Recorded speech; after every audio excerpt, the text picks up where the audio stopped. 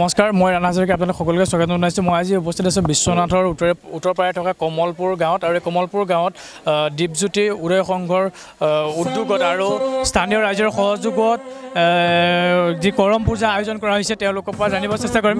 কমিটিৰ বিষয়সকল আছে, মই জানিব চেষ্টা কৰিম কি ক'ব এই ক্ষেত্ৰত আজি কৰম পূজা অনুষ্ঠানক লৈ। যিহেতু আমি কৰম পূজা ভাগ আমাৰ আমন্ত্ৰণ ৰক্ষা কৰি বি নিউজে যি আমাৰ আমন্ত্ৰণ ৰক্ষাৰ কাৰণে বহুত বহুত ধন্যবাদ জনাইছোঁ।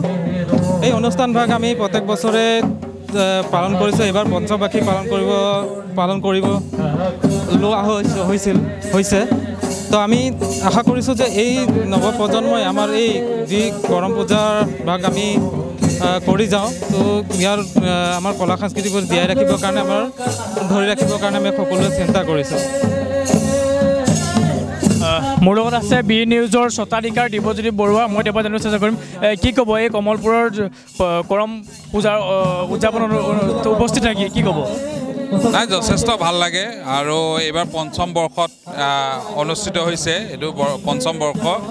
আগতেও ইয়ালৈ আমন্ত্ৰণ কৰে আৰু বিশ্বনাথ চাৰিআলি চহৰৰ আৰু পাভৈ পাঁচআলি ঠিক মধ্যত এই গাঁওখন কমলপুৰ আৰু ইয়াত সকলো জাতি জনগোষ্ঠীয়ে বাস কৰে আৰু ইয়াতে যিসকল আদিবাসী চাহ জনজাতিৰ লোক আছে তেওঁলোকে ইয়াৰ অন্যান্য জাতি জনগোষ্ঠীখিনিকো লগত লৈ প্ৰতি বছৰে কৰম উৎসৱ পালন কৰি আহিছে আৰু এই অনুষ্ঠান ভাগলৈ আহিলে মনটো কিবা এটা ভাল লাগে আৰু তেওঁলোকক প্ৰতি বছৰে মাতিছে, আমন্ত্ৰণ জনায় আৰু ময়ো যিমান দূৰ পাৰোঁ চেষ্টা কৰোঁ আহিবলৈ আৰু যথেষ্ট ভাল লাগিছে।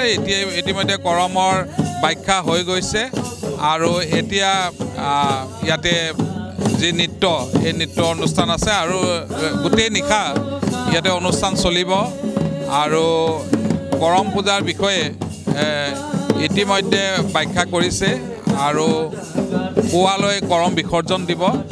এই অঞ্চলবাসী ৰাইজক কৃতজ্ঞতা আৰু ধন্যবাদ জ্ঞাপন কৰিছোঁ আৰু এই জনগোষ্ঠীটিয়ে যি মূল উৎসৱ কৰম উৎসৱ তেওঁলোকৰ সকলোলৈকে মই আন্তৰিক শুভকামনা জ্ঞাপন কৰিছোঁ। ধন্যবাদ জনাইছোঁ আপোনাক। দুগৰাকীকৈ বয়সস্থ লোক মোৰ লগত উপস্থিত আছে, মই জানিম কি ক'ব আজি ইয়াত উপস্থিত থাকি? এইটো আমাৰ চাহ জনগোষ্ঠী এইটো মূল উৎসৱ আৰু ইয়াত আহি খেলি খুব ভাল লাগিছে।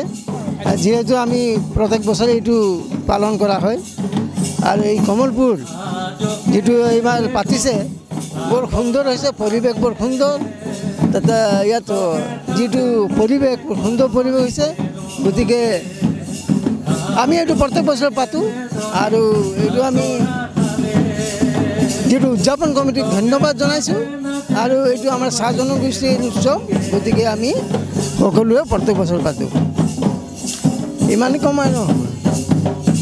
ধন্যবাদ। মোৰ লগত আছে বিশ্বনাথৰ একালৰ ছাত্ৰ নেতা দুলদুল বৰকটকী। আচলতে দুলদুলক সকলোৱে চিনিয়ে পায়। দুলদুলা কি ক'ব কমলপুৰৰ যি কৰম পূজাত উপস্থিত থাকি কেনেকুৱা লাগিছে? জহাৰ কমলপুৰৰ কৰম সদায় পবিত্ৰতাৰে হয়। প্ৰতি বছৰে আমি দেখি আহিছোঁ অতি সৰ্বাংগ সুন্দৰ হয় আৰু এইবেলিও আমি দেখিছোঁ পঞ্চম বাৰ্ষিক এই কমলপুৰৰ কৰম অতি আন্তৰিকতাৰে অনুষ্ঠিত হৈছে। ইয়াতে সকলো ৰাইজ সহযোগে কৰিছে আৰু অকল চাহ জনগোষ্ঠী বা আদিবাসী সমাজেই নহয়, সকলো জাতি জনগোষ্ঠী ইয়াতে জড়িত হৈ পৰিছে আৰু এই জাতিটো হৈছে অসমীয়া জাতিৰ অবিচ্ছেদ্য অংগ।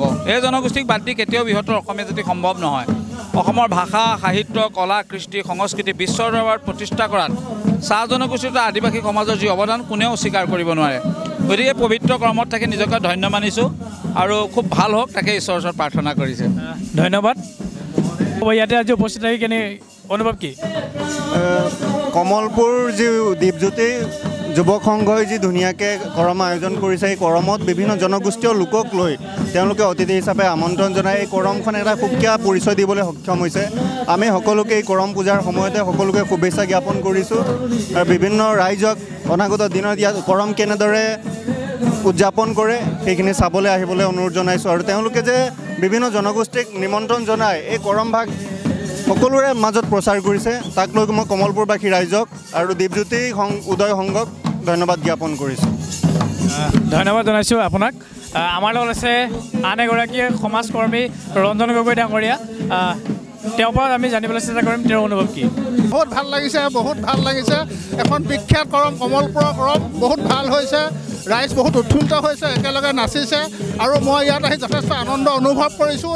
এখন সুশৃংখলিত আৰু উচ্চমানৰ কৰম হৈছে বিশ্বনাথ চাৰিআলিৰ ভিতৰত। গতিকে মই উদযাপন সমিতিক ধন্যবাদ আৰু কৃতজ্ঞতা জ্ঞাপন কৰিছোঁ। ধন্যবাদ জনাইছোঁ। নাচনীসকল আছে, মই তেওঁলোকৰ জানো কেনেকুৱা অনুভৱ কেনেকুৱা?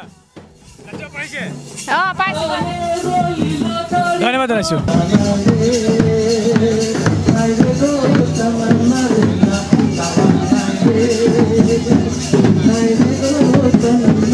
Nah